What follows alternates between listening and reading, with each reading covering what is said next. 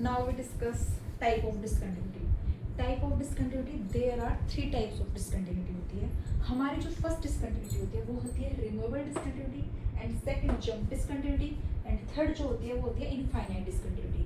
Now we discuss removable discontinuity. Removable discontinuity जो होती है उसमें क्या होगा, किसी भी फंक्शन की right hand limit equal to left hand limit but does not equal to function में वैल्यू रखने पर वो फंक्शन हमारा क्या नहीं आना चाहिए, इन लिमिट के इक्वल नहीं आना चाहिए, उसको हम क्या बोलते हैं, removable discontinuity. Now we discuss second type of discontinuity. इसको हम बोलते हैं जंप डिस्कंटिन्यूटी या फिर first kind of discontinuity.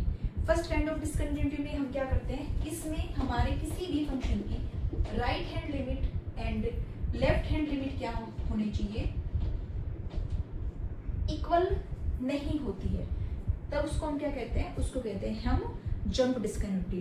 Third हमारे पास आती है इनफाइनाइट डिस्कंटिन्यूटी. इनफाइनाइट जैसे कि नाम से पता चल रहा है कि किसी भी फंक्शन की जो कंटिन्यूटी होगी वो क्या होगी, इनफाइनाइट होगी. उसमें क्या होगा, किसी भी एक फंक्शन की जो लिमिट होती है वो डज नॉट एग्जिस्ट करती है. फॉर एग्जाम्पल जैसे कि हमारे पास इसने क्या दिया है, किसी भी फंक्शन की है तो उसकी राइट हैंड लिमिट इनफाइनाइट हो जाए या फिर उसकी लेफ्ट हैंड लिमिट हमारे पास क्या हो जाए, इनफाइनाइट हो जाए, उसको हम क्या बोलते हैं, इनफाइनाइट डिस्कंटिन्यूटी बोलते हैं. Thank you. Now we discuss jump discontinuity. Jump discontinuity क्या होती है, जब भी किसी फंक्शन की लेफ्ट हैंड लिमिट एंड उसकी राइट हैंड लिमिट इक्वल नहीं होती उसको हम क्या बोलते हैं, जंप डिस्कंटिन्यूटी बोलते हैं. फॉर एग्जाम्पल हमने क्या लिया, कोई भी फंक्शन लिया, जब x की वैल्यू क्या है, लेस देन है, वो जब x की वैल्यू लेस देन 0 है तो फंक्शन होगा 1/x, और जब x greater than equal to 0 तो फंक्शन होगा x into sine of x, और जब x इज इक्वल टू 0 पे चेक करते हैं तो उसकी वैल्यू क्या होती है, 0 आती है. अब हमें चेक करना है कि ये फंक्शन जंप डिस्कंटिन्यूअस है या फिर नहीं है, तो इसके लिए हम क्या करेंगे, सबसे पहले उसकी लेफ्ट हैंड लिमिट निकालेंगे. लेफ्ट हैंड लिमिट निकालने के करते हैं limit h tends to 0 f0 minus h, यानी जब फंक्शन की वैल्यू क्या होगी, लेस देन किससे होगी, 0 से होगी, तो ये उसका फंक्शन की वैल्यू क्या, limit h tends to 0 1/h. यहाँ पर मैं अगर 0 रखती हूँ तो ये कैसी फॉर्म आ रही है हमारे पास, इनडिटरमिनेट फॉर्म आ रही है. सेकंड हमारे पास अब हमें चेक करना है right hand limit. Right hand limit में क्या होता है कि limit h tends to 0 plus f0 plus h. 0 plus h जब फंक्शन हमारा क्या है, x greater than equal to 0 है, तो फंक्शन हम क्या लेंगे, h into sine of h. Limit h tends to 0. 0 में इसमें 0 रखो तो 0 इंटू 0 इज इक्वल टू क्या आ जाएगा, हमारे पास 0 आ जाएगा. अब हमने देखा कि जब हमने इसकी लेफ्ट हैंड लिमिट चेक की तो उसकी वैल्यू आ रही है इनडिटरमिनेट फॉर्म, एंड उसकी राइट हैंड लिमिट की वैल्यू क्या आ रही है, 0 आ रही है, तब इसकी left hand limit does not equal to right hand limit, then ये फंक्शन क्या हो जाएगा, हमारा जंप डिस्कंटिन्यूअस हो जाएगा. Thank you. Now we discuss infinite discontinuity. Infinite discontinuity क्या होती है, किसी भी गिवन फंक्शन की right hand limit left hand limit क्या होनी चाहिए, इनफाइनाइट होनी चाहिए, तो उस फंक्शन को क्या कहते हैं, इनफाइनाइट फंक्शन कहते हैं. अब हमें चेक करना है कि ये फंक्शन इनफाइनाइट है या फिर नहीं है. हमें बार बार अलग अलग right hand limit and left hand limit निकालने की जरूरत नहीं है. मैं जैसे कि मैंने आपको कल ही बताया था, हम क्या करेंगे, डायरेक्ट फंक्शन में x is equal to 0 put करके देखो. जब फंक्शन x लेस देन 0 के, तो यानी हमने चेक किया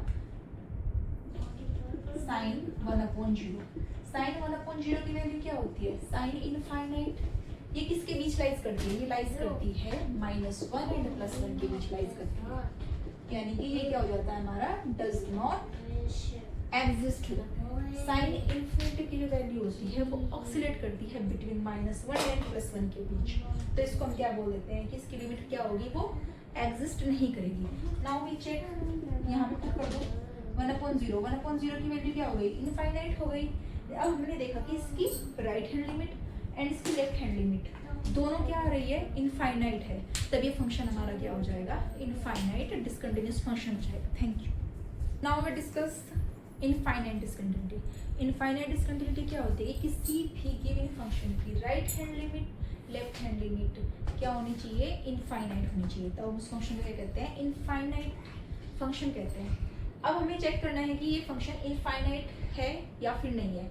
हमें बार बार अलग अलग right hand limit and left hand limit निकालने की जरूरत नहीं है. मैं जैसे कि मैंने आपको कल ही बताया था, हम क्या करेंगे डायरेक्ट फंक्शन में x is equal to 0 put करके देखो। जब फंक्शन x लेस देन 0 के, तो यानी हमने चेक किया साइन 1/0। साइन 1/0 की वैल्यू क्या होती है? Sine infinite. ये किसके बीच लाइज करती है? ये लाइज करती है -1 एंड +1 के बीच लाइज करती है। यानी कि ये क्या हो जाता है हमारा does not exist. Sine infinity की जो वैल्यू होती है वो ऑक्सीलेट करती है बिटवीन -1 एंड +1 के बीच। तो इसको हम क्या बोल देते हैं कि इसकी लिमिट क्या होगी? वो एग्जिस्ट नहीं करेगी। नाउ वी चेक, यहाँ पे पुट कर दो 1/0। 1/0 की वैल्यू क्या हो गई? इनफाइनाइट हो गई। अब हमने देखा कि इसकी राइट हैंड लिमिट एंड इसकी लेफ्ट हैंड लिमिट दोनों क्या आ रही है? इनफाइनाइट है। तब ये फंक्शन हमारा क्या हो जाएगा? इनफाइनाइट डिसकंटिन्यूअस फंक्शन हो जाएगा। Thank you.